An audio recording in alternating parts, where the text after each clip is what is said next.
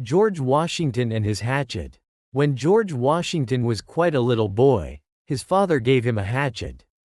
It was bright and new, and George took great delight in going about and chopping things with it. He ran into the garden, and there he saw a tree which seemed to say to him, "Come and cut me down." George had often seen his father's men chop down the great trees in the forest, and he thought that it would be fine sport to see this tree fall with a crash to the ground. So he set to work with his little hatchet, and, as the tree was a very small one, it did not take long to lay it low. Soon after that, his father came home. "Who has been cutting my fine young cherry tree?" he cried. "It was the only tree of its kind in this country, and it cost me a great deal of money." He was very angry when he came into the house. "If I only knew who killed that cherry tree," he cried, "I would. Yes, I would." "Father," cried little George, "I will tell you the truth about it. I chopped the tree down with my hatchet." His father forgot his anger. "George," he said, and he took the little fellow in his arms, "George, I am glad that you told me about it. I would rather lose a dozen cherry trees than that you should tell one falsehood." In a few minutes they were ready. They set off in the heavy lighthouse boat. Grace pulled one oar, and her father the other, and they made straight toward the wreck. But it was hard rowing against such a sea, and it seemed as though they would never reach the place. At last they were close to the rock, and now they were in greater danger than before. The fierce waves broke against the boat, and it would have been dashed in pieces, had it not been for the strength and skill of the brave girl. But after many trials, Grace's father climbed upon the wreck, while Grace herself held the boat. Then one by one the worn-out crew were helped on board. It was all that the girl could do to keep the frail boat from being drifted away, or broken upon the sharp edges of the rock. Then her father clambered back into his place. Strong hands grasped the oars, and by all were safe in the lighthouse. Their Grace proved to be no less tender as a nurse than she had been brave as a sailor. She cared most kindly for the shipwrecked men until the storm had died away and they were strong enough to go to their own homes. All this happened a long time ago, but the name of Grace Darling will never be forgotten. She lies buried now in a little churchyard by the sea, not far from her old home. Every year many people go there to see her grave, and there a monument has been placed in honor of the brave girl. It is not a large monument, but it is one that speaks of the noble deed which made Grace Darling famous. It is a figure carved in stone of a woman lying at rest, with a boat's oar held fast in her right hand. The story of William Tell. The people of Switzerland were not always free and happy as they are today. Many years ago a proud tyrant, whose name was Gessler, ruled over them, and made their lot a bitter one indeed. One day this tyrant set up a tall pole in the public square, and put his own cap on the top of it. And then he gave orders that every man who came into the town should bow down before it. But there was one man, named William Tell, who would not do this. He stood up straight with folded arms, and laughed at the swinging cap. He would not bow down to Gessler himself. When Gessler heard of this, he was very angry.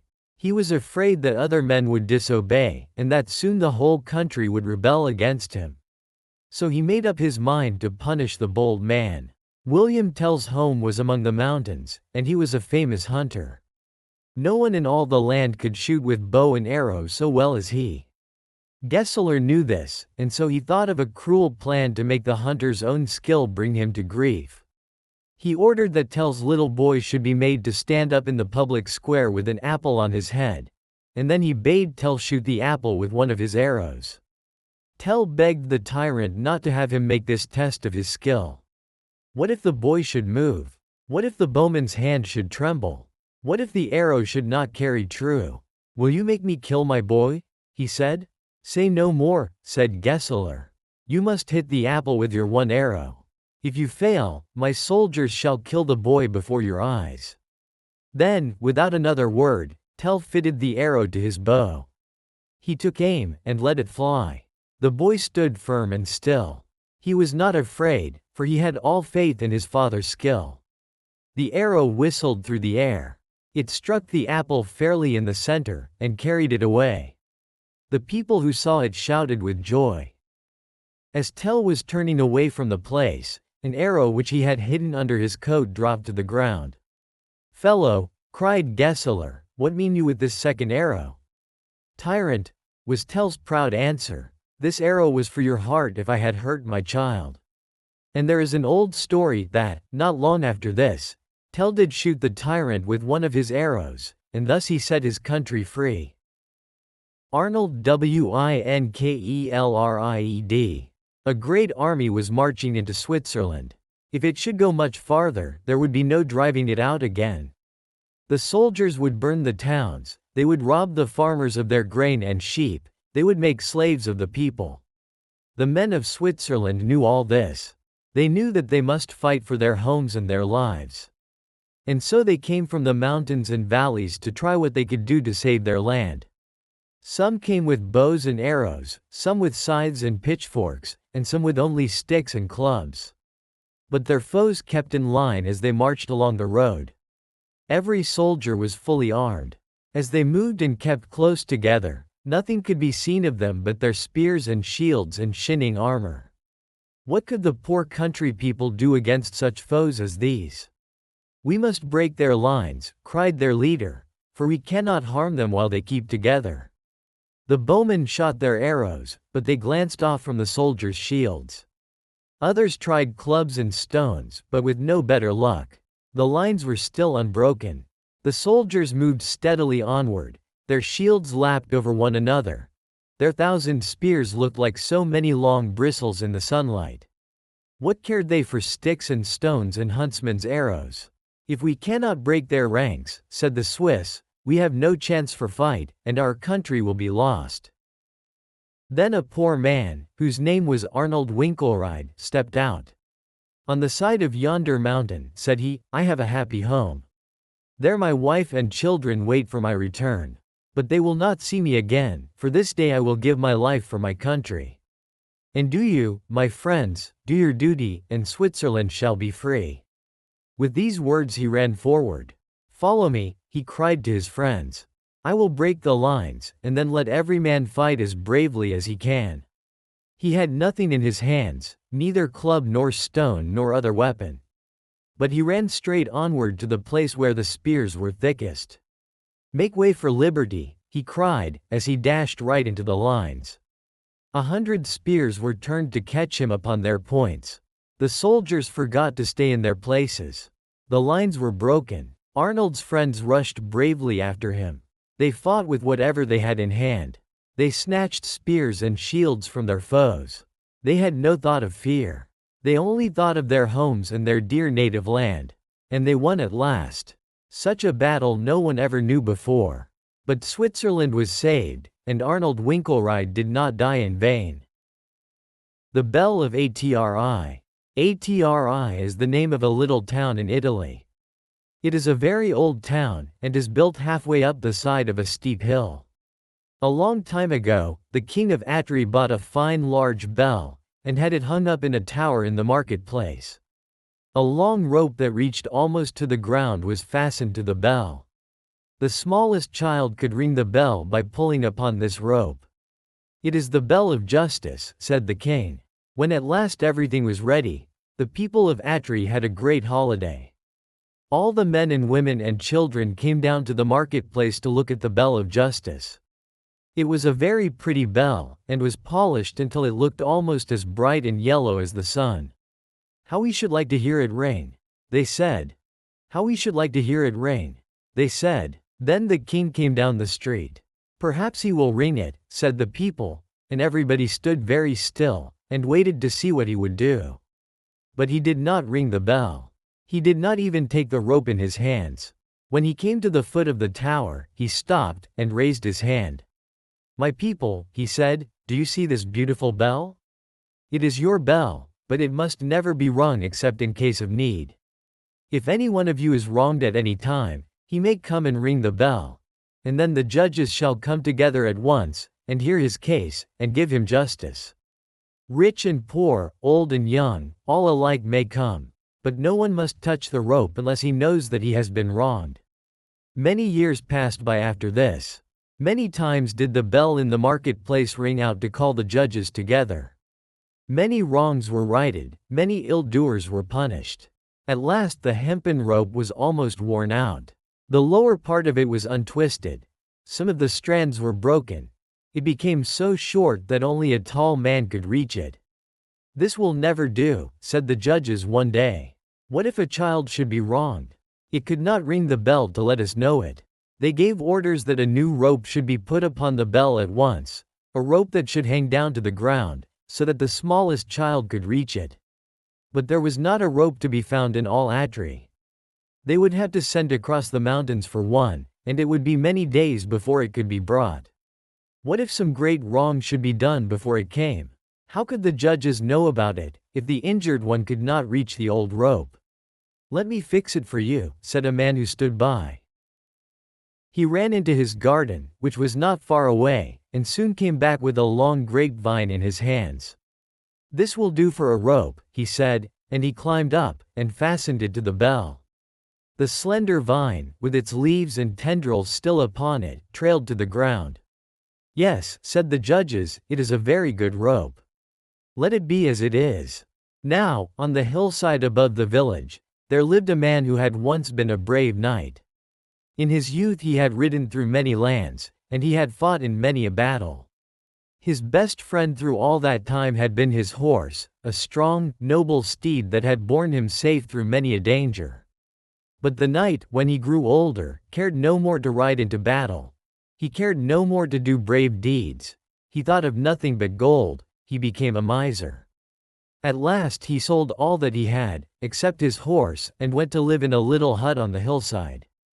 Day after day he sat among his money bags, and planned how he might get more gold, and day after day his horse stood in his bare stall, half-starved, and shivering with cold. "What is the use of keeping that lazy steed?" said the miser to himself one morning. "Every week it costs me more to keep him than he is worth. I might sell him, but there is not a man that wants him. I cannot even give him away. I will turn him out to shift for himself, and pick grass by the roadside. If he starves to death, so much the better." So the brave old horse was turned out to find what he could among the rocks on the barren hillside. Lame and sick, he strolled along the dusty roads, glad to find a blade of grass or a thistle. The boys threw stones at him, the dogs barked at him, and in all the world there was no one to pity him. One hot afternoon, when no one was upon the street, the horse chanced to wander into the marketplace. Not a man nor child was there, for the heat of the sun had driven them all indoors. The gates were wide open. The poor beast could roam where he pleased. He saw the grapevine rope that hung from the bell of justice.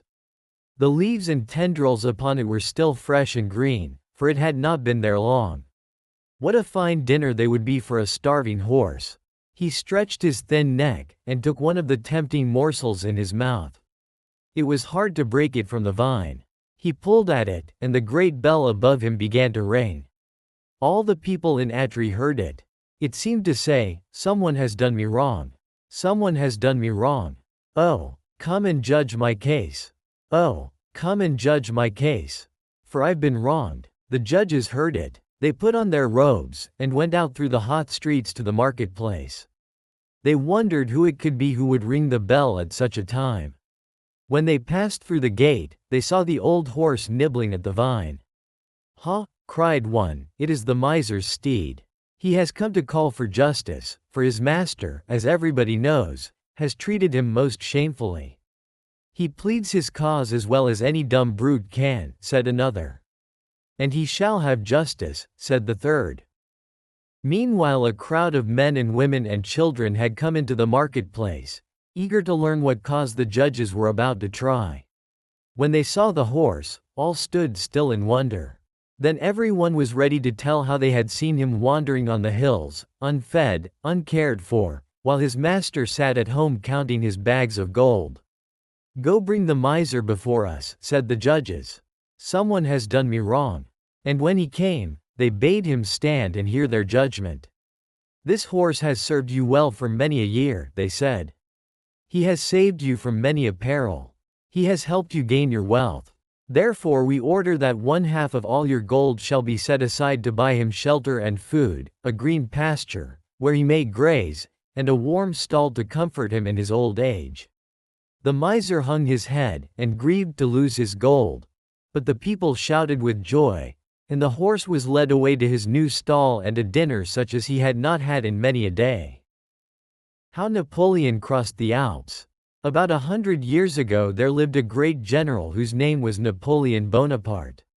He was the leader of the French army, and France was at war with nearly all the countries around. He wanted very much to take his soldiers into Italy, but between France and Italy there are high mountains called the Alps, the tops of which are covered with snow. "Is it possible to cross the Alps?" said Napoleon. The men who had been sent to look at the passes over the mountains shook their heads. Then one of them said, "It may be possible, but let me hear no more," said Napoleon. Forward to Italy. People laughed at the thought of an army of 60,000 men crossing the Alps where there was no road. But Napoleon waited only to see that everything was in good order, and then he gave the order to march. The long line of soldiers and horses and cannon stretched for 20 miles. When they came to a steep place where there seemed to be no way to go farther, the trumpets sounded, "Charge!" Then every man did his best, and the whole army moved right onward.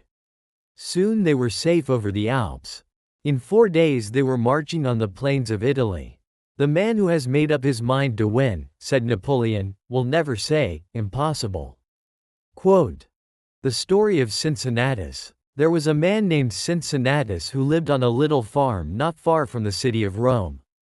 He had once been rich, and had held the highest office in the land, but in one way or another he had lost all his wealth. He was now so poor that he had to do all the work on his farm with his own hands.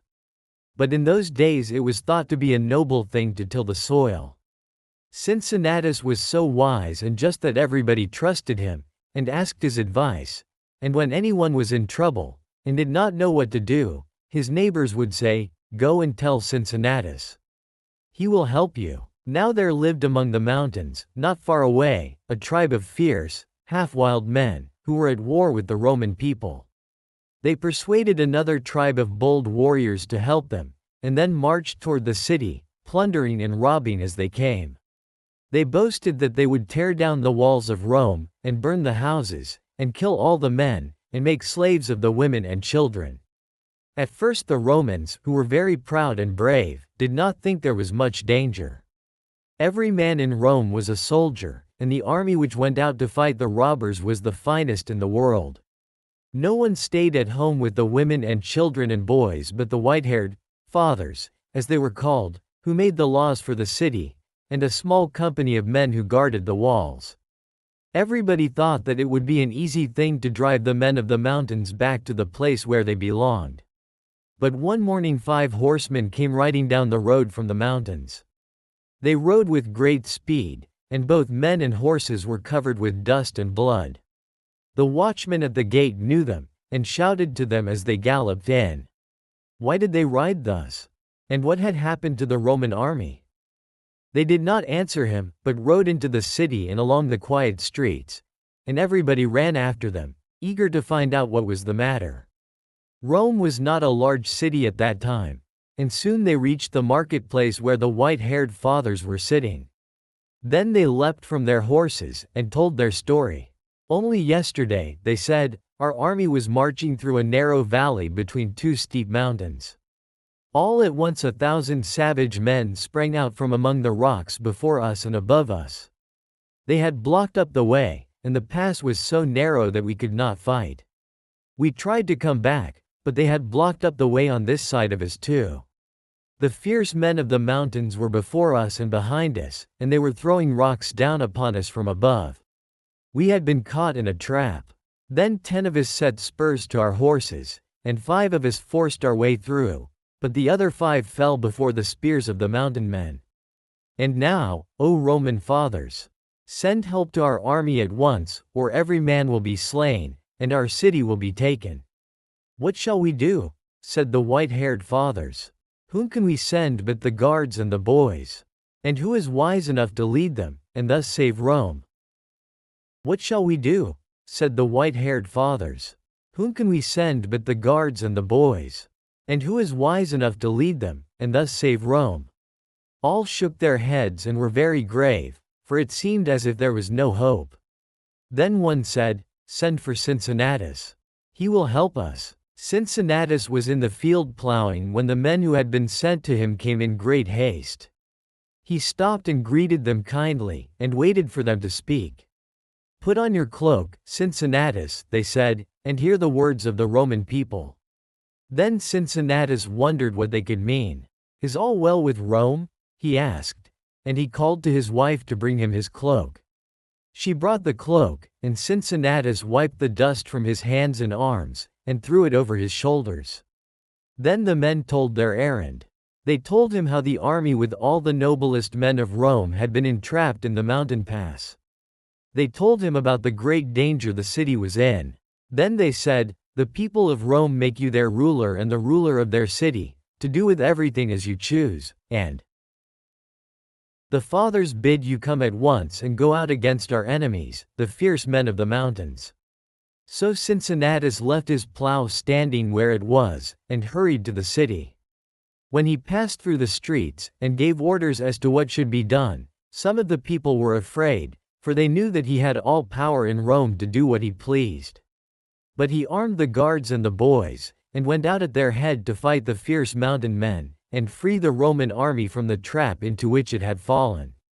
A few days afterward there was great joy in Rome. There was good news from Cincinnatus. The men of the mountains had been beaten with great loss. They had been driven back into their own place. And now the Roman army, with the boys and the guards, was coming home with banners flying and shouts of victory. And at their head rode Cincinnatus. He had saved Rome. Cincinnatus might then have made himself king, for his word was law, and no man dared lift a finger against him. But, before the people could thank him enough for what he had done, he gave back the power to the white-haired Roman fathers, and went again to his little farm and his plow. He had been the ruler of Rome for 16 days.